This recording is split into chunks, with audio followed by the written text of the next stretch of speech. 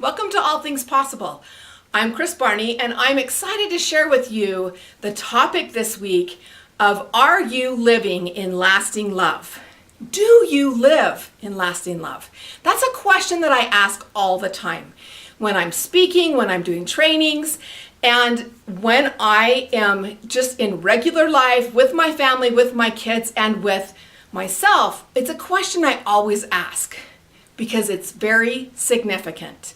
And you know me, I say significant change begins with you and is developed from the inside out. So let's dig deeper into this. Before we jump in though, I want to invite you to join me in the All Things Possible community. If you haven't joined us yet, join now. You can get videos and blogs and free gifts. We have stuff all the time. It's at allthingspossible.biz, and I would love for you to join with me. Okay, the topic this week, lasting love. What does that mean? Well, I teach 7 traits, and one of the traits that I teach is lasting love. One of the traits that will make the biggest difference in your life is to live in lasting love. Now, I use LIVE as an acronym, but before we can really break down that acronym, I want to talk to you about the difference. There's limited love and there's lasting love. Now, a lot of you are used to hearing similar stuff to this as unconditional love and conditional love. And I'm sure that in our world today, the reason that we have such a big issue going on about all of this is that not all of us were raised with unconditional love. There were a lot of conditions, and there were a lot of things that made us feel guilty. It made us feel like we didn't belong. It made us feel unworthy. And it's not the way that we want the world to feel. And you're seeing that in these different groups that are rising up and wanting equality and wanting to feel like they are the same. And they are. Why are we not seeing this for what it is, right? We have never lived in such a diverse world than we have right now. In the office, we have diversity like we've never had. At home, we have diversity. At school, the kids have diversity in different homes and different living styles, conditions, everything. And so this is something that we really need to talk about. I feel like limited love is any time that you put conditions on love. Anytime you took those parameters, like discrimination or racism, and maybe it's how you make people feel. When you make someone feel insignificant or unworthy, that is limited love. When they have guilt connected to it, that's limited love. And that is something that we've got to, as a community, really try to do away with so that we all have the same love given one to another. A lot of times unrealistic expectations will create limited love. And jealousy and comparison will always create limited love. Comparison is the thief of joy. And when we are not happy, when we are not joyful, when we do not feel like we belong, that is limited love. And that is not what is going to change our society, change our workplace, right? That's not what's going to make our team better at work. That's not what's going to help us like the boss, right? That's not how it's going to be done if we're always living in limited love.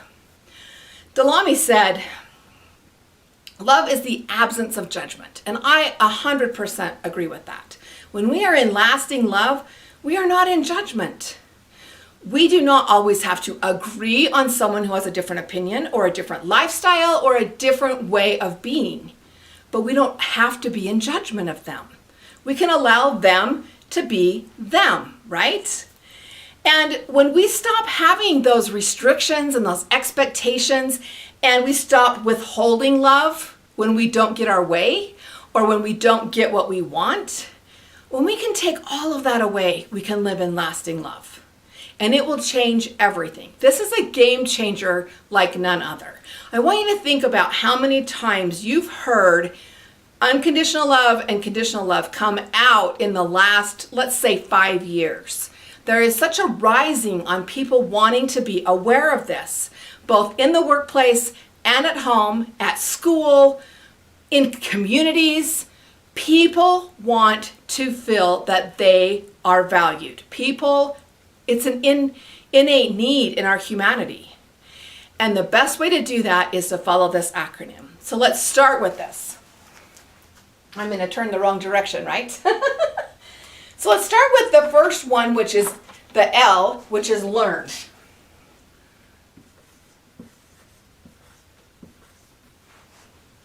First, we get to learn how to act this way.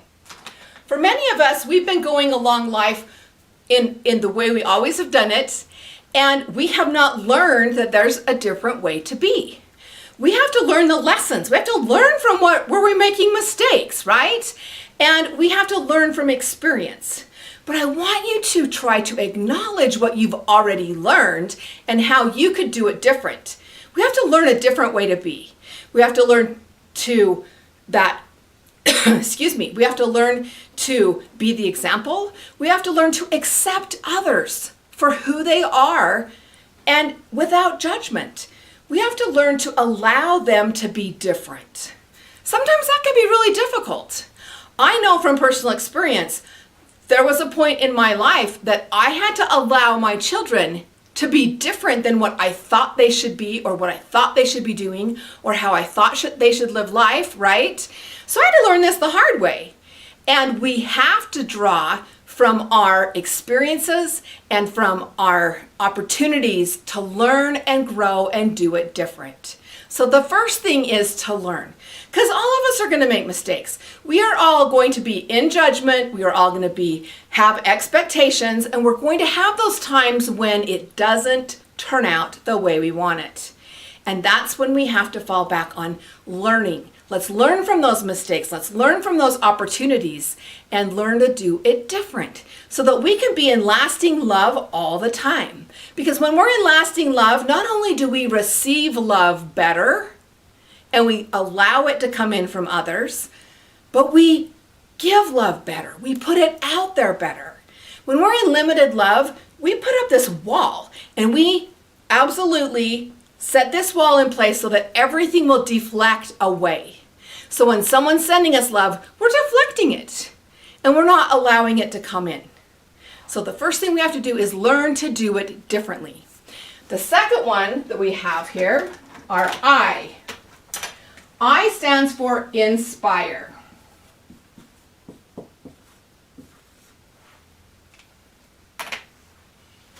Inspire. The only way that we are going to create the change that we want to see in this world is if we live in a way to inspire others. This is a different world. It's a different time. It's different at our occupation. It's different at home. There's so much playing a part in this. And we have to be able to inspire others to live this way too. The only way they're going to be inspired is when we are living it and we are putting it out there. That is the only way that they will start to receive it and do it differently. So that doesn't mean just at home. That's with your team at work, with your boss. Even if you don't feel like you've been treated fair, if you can open up the space to have lasting love, and you can open up the space to not be in judgment and to not discriminate, and you can open it up to be like, how could I do this differently? How could I see it from their perspective? Could I be open to suggestions, right? And when we do this, we're inspiring. And the more inspiring you are, the more others will get it, the better you'll be treated, and the more you'll receive. So I guess if you want to do this out of selfishness, you can inspire others because you want to receive that inspiration back. But for me, I think it's just a way to live. It's a way to do it differently. As we inspire others, we are influential. When we are influential, we are creating change in our world, which is making it a better place to be for everyone. So why not live in that, right? So our third one is vigilant. When we are vigilant,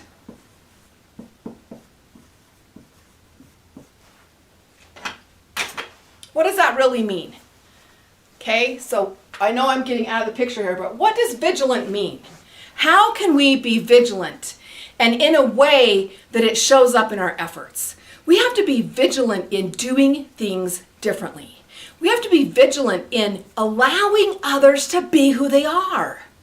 We have to be vigilant in lasting love and letting it be okay for them to be different, for them to be not the same as us, to have a different opinion, right?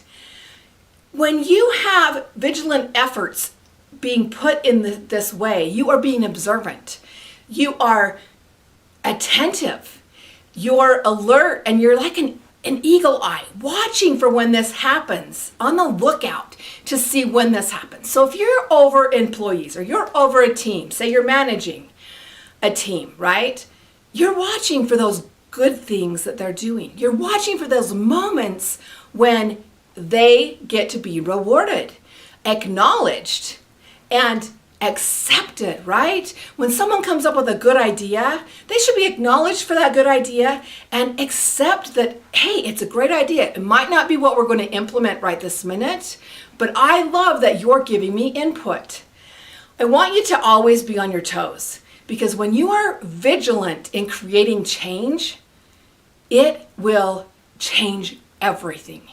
Your world will be changed, and the way people feel about you will be changed, and your success will be changed. You will be much more successful the more vigilant you are at doing this for everyone, right? Try it out at home. See what happens when you acknowledge what people are doing, when you recognize that they're helping out or they're doing something or they did something that you didn't ask them to do, right? Watch how your relationship changes when you show up in lasting love. The last one, the fourth one, is endless.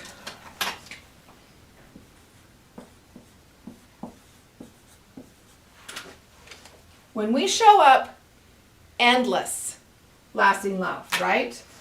So we're going to learn, we're going to inspire, we're going to be vigilant, and we are going to have endless be with us as we live in lasting love.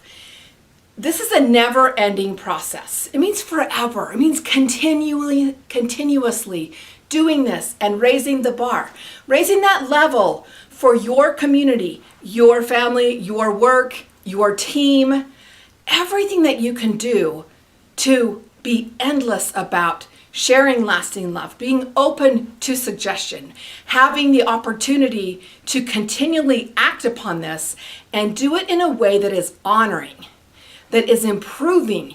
If we can be vigilant in constantly improving the way we are, it's unreal how you can build others up. It's a respect that's given both to them and then given to you in return. As you live in lasting love and you remember to be endless about it, that there's no end. When I had children choosing adult choices that I didn't agree with, the best thing I did was love them with lasting love. Love them in a way that it was okay for them to be who they are. Yeah, it was challenging. Yes, I had to learn lessons.